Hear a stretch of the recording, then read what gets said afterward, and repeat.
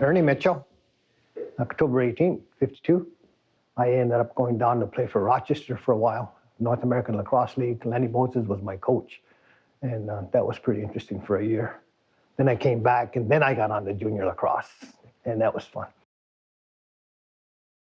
The St. Regis Mohawks, we had a lot of good players on there. Travis Cook played on there. Mikey Benedict, who passed away 2 years ago, or last year, he was a great lacrosse player too, you know. And Jimmy Gilbert, another one that just passed away, he was a good player on the team. Norm Piche.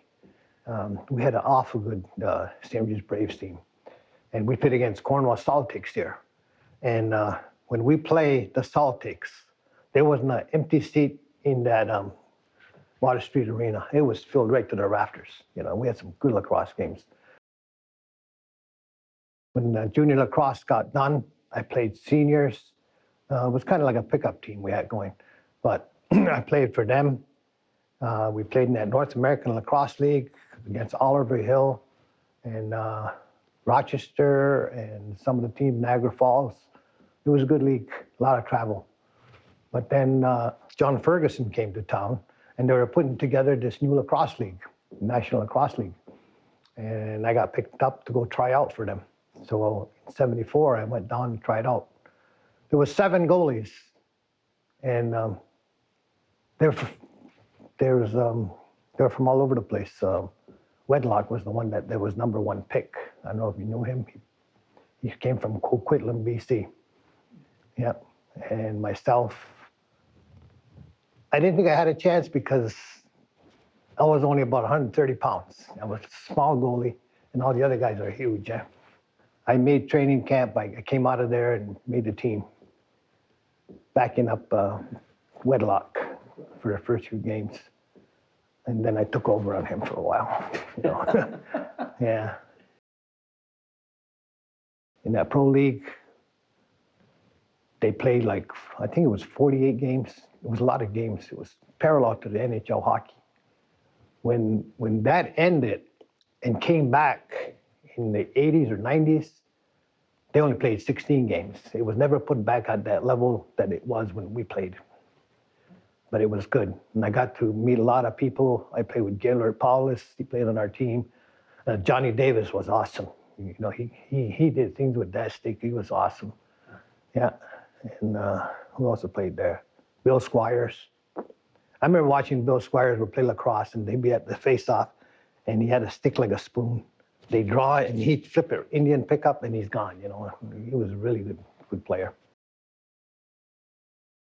I played for John Ferguson in '74. In '75, they brought in Jim Bishop.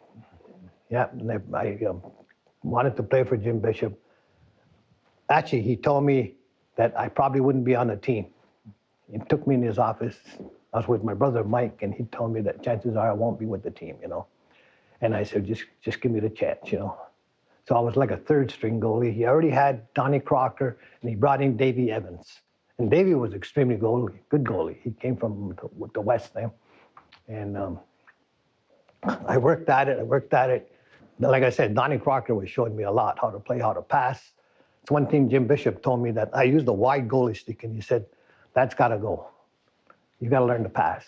So I worked out in his gym downstairs, and I learned to pass that ball. And I would venture out of the net a lot. I learned to sprint. Crocker would score goals. He'd go up the floor, and he'd quarterback the team, and he'd score goals. But he taught me how to do a lot of that. And so it was like another dimension to my game. My brothers needed a target. But basically, yeah, when we played around here, I played out with Bruce. And almost was probably 15, 16 before I picked up the pads and started playing goalie. I got my buddy Alex Rompoint. I says, why don't we start a lacrosse league, old-timers? He says, okay. So we went around, and just like you and me, we sit down and talked about, why don't we get a lacrosse league together? And we went to see everybody. So what started out as a home venture, it grew. You were talking about Oliver Hill. We brought him from Syracuse. A whole bunch of people from Syracuse joined up. Kahnawake joined up. Cornwall, I went to sponsors, and they sponsored our little league. And we got an old-timers league, 35 and better, with 6 teams, and rules that afterwards we would have a get-together with the wives, and it was fun. Those years we had fun. We went out west with our team, and they had an old-timer league going already, and we won the championship out there. It was like winning the Stanley Cup with some of the guys, you know. All those guys picked up a lacrosse stick again. Guys that weren't talking to each other started talking to each other, you know. And we kind of healed here, just playing old-timers lacrosse. So that went on in the 90s. I did that 90, 91, 92. We went a step further.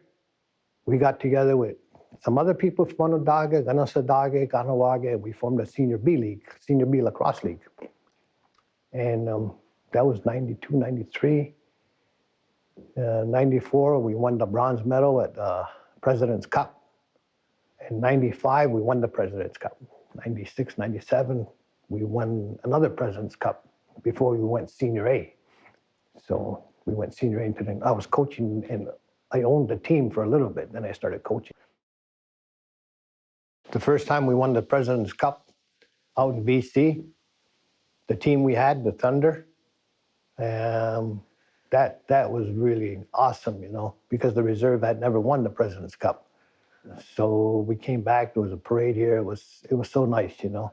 And the fact that I made the pro league was good, but not only that, but the year after to survive and stay on the team, because when you play pro lacrosse, they just seem to keep changing all the time, you know. Yeah. So that was nice. Travis Cook. Of all the players we played against, Travis had a hell of a shot. He'd take the ball and he'd run across, and he had a good submarine shot. It was a shot. You know, it's funny because we played in the semifinals against Boston, and if we won, we would have gone against Quebec in the final. Quebec had a lacrosse team in the pros, and all the Indians that were playing in the National Lacrosse League were on those 2 teams. You know, Travis and Jim Miller, I think, played for Quebec. We had Gaylord Paulus, we had Bruce Rompoint, we had Bill Squires. So we were playing Boston. We went down in the series 3-0. We came back to win in 7 games. But in that 7th game, with 1 minute and some odd seconds left, Boston gets a break on me, and the player lets it rip. And he let it rip, and it hit my cage and smashed my cage in. And it shattered my cheekbone right here. And my eye socket fell. And my players dragged me into the dressing room. It's funny because they dragged me into the dressing room. It felt like somebody drove a spike in my eye. So I'm laying on the bench in the dressing room, and my mom and my grandmother were watching the game. They come running over and say, "That's my son in there." And the security guard says, "No, you can't go in." She says, "I'm going in." She says, "No, you can't go in." And she grabbed him and she threw him. Big guy. He tells me about that story. I'm really surprised. So they took me in the hospital. I stayed in the hospital on a Sunday night. We lost after the game was over, we were going into the finals with no goalies, because when we played in Boston, Davey Evans had played before that, and we were losing, and he got so mad he punched the cement wall, and he broke his arms in multiple places. And now I was out of the game. So they got a goalie from Maryland, Gary Van Chagan, that was our backup. He was a 3rd-string goalie. And we went into the finals against Quebec. And I was laid up in the hospital. Saw 4 of everything this way. And I was laying on the bed in fear, because after I was in the hospital almost a week, they said, "We're going to have to do surgery to fix your eye." So they're pushing me down the operating room. And I said, wait, I can see. I'm okay. I don't have to have surgery. Don't. They said, no, it's okay. They eventually put a plastic wedge just above my cheekbone to bring the socket back up. And I got to play the last few games, the Quebec series, yeah. And when I got back on the floor, we're in the playoffs against Quebec, and we're down in this series, 2 or 3 games in the series. And I got back on the floor, and I got a standing ovation, and that wouldn't stop. It just kept going. I'm behind the helmet crying my tears out. I was touched, you know. And then the first face-off we had, Travis Cook is face-off Bill Squires. Travis didn't get the face-off. It was somebody else, but Travis broke. They gave him a pass. He gets a break on me and puts the ball in the net. After all that ovation, everything, I was stunned. They score on me in 7 seconds. No, I got many assists, never scored a goal. I'd be down there, I'd take shots. The other goalie scored goals on me because I'd shoot, then he'd catch it and he'd shoot the ball, and I'm going, holy shit. But at the Forum, again, and many people remember this, there was a loose ball in a corner, and I ran out the net and I scooped it up real fast, and I went to throw it to a guy breaking down the field, and it only went to mid-floor, and the guy coming out caught the ball. He had a completely open net. I think it was Toronto.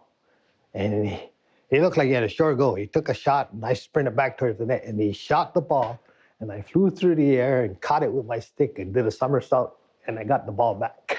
And a lot of people remember that because I noticed that when they were talking about me before, what do you call that, Facebook, they were commenting on that. I saw Ernie fly through the air and get that ball back.